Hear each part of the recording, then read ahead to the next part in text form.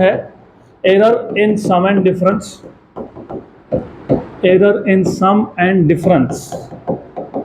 तो अगर मेरे पास लेट अस से हमने दो फिजिकल क्वांटिटीज को मेजर किया, तो suppose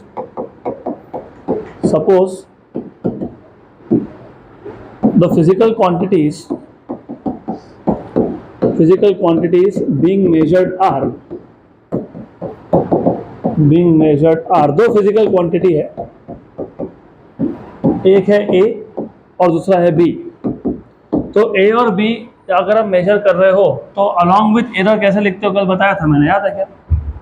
along with error physical quantity को एरर के साथ कैसे लिखते हो? हाँ, A के मेजरमेंट में कितना एरर है? Delta A। तो delta A is the error in measurement of A, error in measurement of A। और B में कितना है? Delta B। तो डेल्टा B क्या है? Error in measurement of B, error in measurement of B। तो measured values को कैसे लिखते हो? Measured values of A and B कैसे लिखोगे? Yes, A plus minus delta A and B plus minus delta B।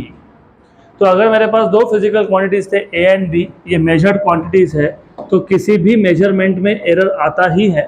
A में error था delta A, B में एरर था डेल्टा B। तो मेजर्ड वैल्यू को तुम लिखते हो A plus minus delta A और B plus minus delta B, where delta A and delta B are mean absolute errors in A and mean absolute error in B। यहाँ तक clear?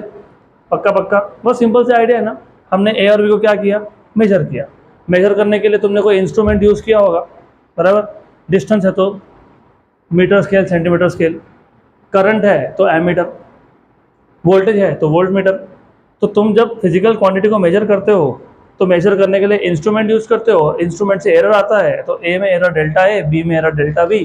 तो measured value आ गई A plus minus delta A और B plus minus delta B। अब हम लोग क्या करेंगे? हम लोग ना A और B को यूज करके एक नया पैरामीटर बना लेंगे which is Z, which is A plus B, क्योंकि मुझे देखना है error in sum and difference. तो हम सिर्फ सम के लिए देखेंगे, डिफरेंस के लिए सेम आता है। मैं करके बता दूंगा लेकिन सेम आता है। ओके, तो Z is A plus B, Z is A plus B। तो मैंने A और B को ऐड करके नया पैरामीटर बना लिया Z। A में एरर था, B में एरर था, तो Z में भी क्या आएगा? एरर आएगा। तो along with errors, along with error you can write down, error के साथ लिखना है अगर आपको, तो आप ऐसा लिख सकते हो Z plus minus delta Z। Z में एरर कितना है? Delta Z। तो कैसे लिखूंगा मैं? Z plus minus delta Z equal to A को कैसे लिखूंगा मैं? A plus minus delta A plus B को कैसे लिखोगे? B plus minus delta B। तो Z equal to A plus B था, लेकिन अगर मैं एरर के साथ लिख रहा हूं तो Z की जगह पे क्या लिखूंगा? Z plus minus delta Z। A को क्या लिखूंगा? A plus minus delta A और B को क्या लिखूंगा मैं? B plus minus delta B। तो therefore Z plus minus delta Z equal to, इसको ब्रैकेट को ओपन कर लो। तो ये ब्रैकेट को अगर मैं ओपन कर लेता हूं तो what I will have is A plus B, क्योंकि A प्लस B है तो A plus B plus minus delta A plus minus delta B। और ये जो A प्लस B है इसको एक ब्रैकेट दे देता हूँ। लेकिन इक्वेशन नंबर 1 से A plus B equal to क्या है? Z। तो from equation number 1, from 1 you can write down Z plus minus delta Z equal to A plus B, लेकिन A प्लस B क्या था? Z था।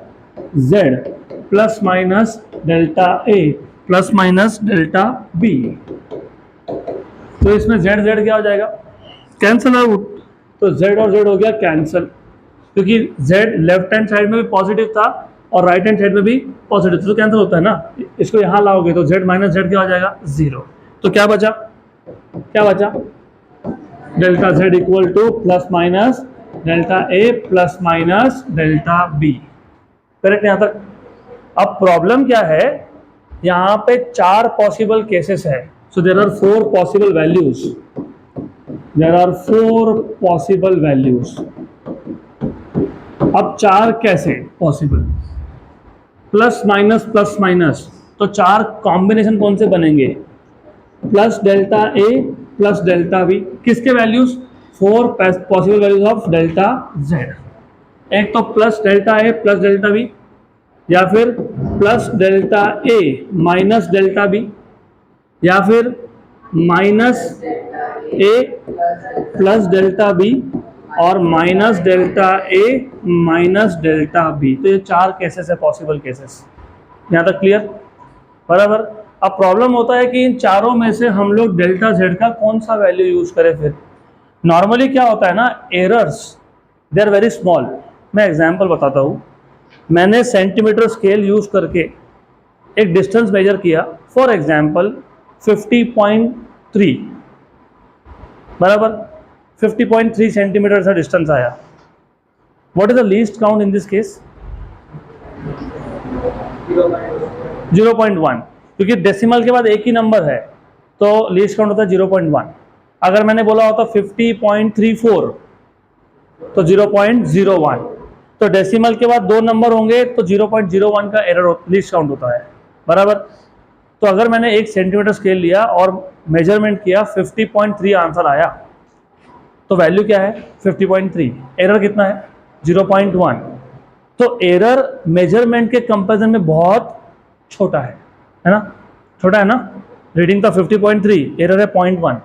तो हम लोग बोलते हैं कि एरर तो वैसे भी बहुत छोटे होते हैं।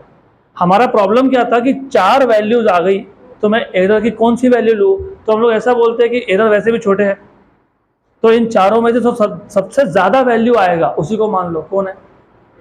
पहला, plus delta A plus delta B. इसके लिए हम लोग बोलते हैं absolute error in Z, absolute error in Z या error in Z, error in Z is delta Z equal to delta A plus delta B. तो बाकी 3 हम लोग छोड़ देते हैं। हम लोग कौन सा लेते हैं? सबसे ज़्यादा, क्योंकि एरर है ही बहुत स्मॉल। तो 4 स्मॉल वैल्यू में से सबसे ज़्यादा जो होगा वही एरर मान लो। तो मैं प्रोसेस वापस बता देता हूँ। प्रोसेस बहुत सिंपल है। हमारे पास 2 फिजिकल क्वांटिटीज थे, ए और बी। ए का मेजर्ड वैल्यू है ए प्लस माइनस डेल्टा ए, क्योंकि मेजर्ड वैल्यू तुम हमेशा अलॉन्ग विथ एरर ही लिखते हो। और b का मेजर्ड वैल्यू है b plus minus delta B. मैंने a और b को ऐड करके एक नया क्वांटिटी बना लिया z। a में एरर था, b में एरर था, तो z में भी एरर होगा। बाय द वे, फिजिक्स में एक कंडीशन और है, आप a और b को सिर्फ तब ऐड कर सकते हो जब a और b दोनों सेम क्वांटिटी रिप्रेजेंट करें, मतलब उनके डायमेंशंस क्या होने चाहिए? सेम। हमने सीखा था ना प्रिंसिपल ऑफ होमोजेनिटी। हमने देखा था ना कि v equal to U plus AT में v, u और एटी के डायमेंशंस क्या है? सेम है, बराबर। तो फिजिक्स में एडिशन या सब्ट्रैक्शन 2 फिजिकल क्वांटिटी का सिर्फ तब होता है जब दोनों के डायमेंशंस सेम हो। मतलब a डिस्टेंस है तो b भी क्या होगा? डिस्टेंस होगा। a करंट है तो b भी क्या होगा? करंट होगा। तो ये याद रखना। ये हम लोगों ने डिफाइन किया, हमने डिफाइन किया z क्या है? a plus b। तो z along with error, z along with error कैसे लिखोगे? z plus minus delta z equal to a plus minus delta a plus b plus minus delta b। Correct? तो z plus minus delta z equal to a plus b पहले लिख लेता हूं, plus minus delta a plus minus delta b। लेकिन a plus B क्या था? z था, z था ना। तो यहाँ आएगा z plus minus delta z equal to a plus B, मतलब कौन? z plus minus delta a plus minus delta b। z और z क्या हो गया? कैंसल। तो हमारे पास 4 कॉम्बिनेशन बन गए।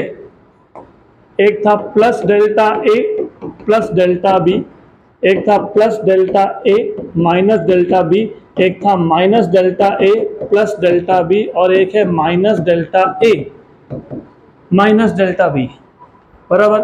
तो इसमें से जो सबसे ज़्यादा होगा उसी को हम लोग एरर मान लेते हैं। तो therefore error in Z is delta A plus delta B। ये आ गया आपका एरर इन Z। क्लियर है तक? Good, easy. अब डिफरेंस के लिए भी तुम करोगे तो ऐसा ही आएगा। तो what you can do is you can do the same exercise for difference. हमने सम के लिए किया ना, तो डिफरेंस के लिए करो।